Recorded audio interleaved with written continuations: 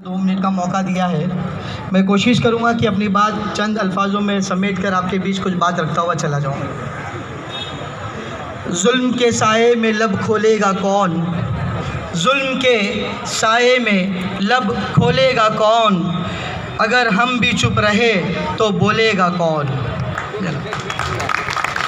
एक एक लहू की बूंद से इंकलाब लिखेंगे, एक एक लहू की बूंद से इंकलाब लिखेंगे। ऐ तानाशाह तेरे हर जुल्म का हिसाब लिखेंगे। साथियों, आज पूरे देश को, पूरे समाज को इन लोगों ने, जातिवादी ताकतों ने हिंदू मुसलमान सिख ईसाई में बांट रखा है। अगर इस समाज को हिंदू मुस्लिम में बांट रखा है, मेरी निवेदन इन तमाम लोगों से, खास करके मोदी जी तक अगर ये बात पहुंच जाए तो मुझे मालूम नहीं, मगर पहुंचे तो अगर आप हिसाब रखना चाहते हो समाज के अंदर तो अमीरी और गरीबी का समाज के अंदर भेदभाव लेकर आओ। बताओ कि कितने अमीर होते जा रहे हैं, अमीर का हिसाब बताओ, गरीब का तबका बताओ, मिडिल क्लास का तबका बताओ, और बताओ कि कितने अमीर तबके के लोग इस देश के अंदर राज कर रहे हैं और गरीब लाखों करोड़ों लोग गरीब की दरिद्र रेखा के नीचे जा रहे हैं। आप बात करो रोटी की, आप बात करो रोज़गार की, आप बात करो दवाई की, आप बात करो पढ़ाई की। आप लोगों को और हम लोगों को इन लोगों ने सिर्फ एक लॉलीपॉप दे रखा है कि फ़ख्र करो कि तुम मुसलमान हो, गर्व करो कि तुम हिंदुस्तानी हो, तुम गर्व करो कि तुम हिंदू हो।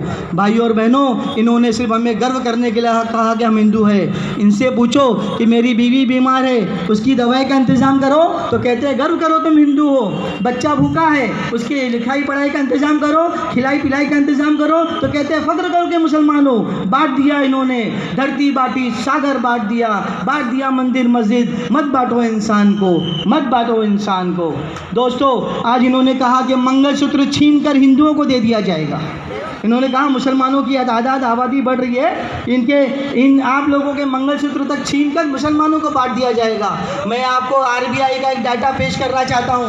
आज रिजर्व बैंक ऑफ इंडिया ने कहा 2018 और 2019 के दरमियान में जितना लोन गिरवी था, आज उससे 2023-2024 में 1 लाख करोड़ से ज़्यादा लोगों ने अपने मंगलसूत्र गिरवी रख के घर चलाया है। पूछो, हिसाब लो इन लोगों से कि हमारा मंगलसूत्र किसने छीना? मुसलमानों ने छीना कि इस देश में बैठे हुए सरकार में गरीब लोगों के खिलाफ पॉलिसी वालों ने छीना है। इसका एक एक जुल्म का हिसाब देना होगा। बहुत दिनों से इन्होंने बांट रखा था, मगर आज कुदरत कहती है ना, अल्हम्दुलिल्लाह, जब वक्त आता है, भले से देर से सही आया है, मगर आज देश को एक प्लेटफॉर्म पे लेके आने का काम नरेंद्र मोदी जी ने किया है। क्यों किया है? उन्होंने कहा कि हिंदुओं को एक करूँगा तो ये लोग डिवाइड हो जाएंगे, मगर नहीं। आप मानिए, इस बाबा साहब अम्बेडकर की धरती पर जब बाबा साहब अम्बेडकर जब चुनाव लड़ रहे थे यहाँ पर संविधान सभा के लिए, आपको पता होगा वेस्ट बंगाल की तरफ से यही मुसलमानों का बड़ा तबका था, शायद ये जानते होंगे। इन्होंने बाबा साहब अम्बेडकर के लिए अपनी सीट छोड़कर इन्हें संविधान में भेजा। मुसलमानों ने उस टाइम पे भी कुर्बानी दी, मुसलमान आज भी कुर्बानी दे रहा है। मेरे भाइयों बहनों, जितने मुसलमान इस टाइम पे बैठे हो, आज आप और हम लोगों ने मिलकर इस देश के अंदर नई परिवर्तन की लहर चलानी है। आपको याद रखना है, मुसलमानों से खास अपील है कि आप अपना एक भी वोट किसी गद्दार पार्टी के कैंडिडेट को जाने मत दीजिएगा।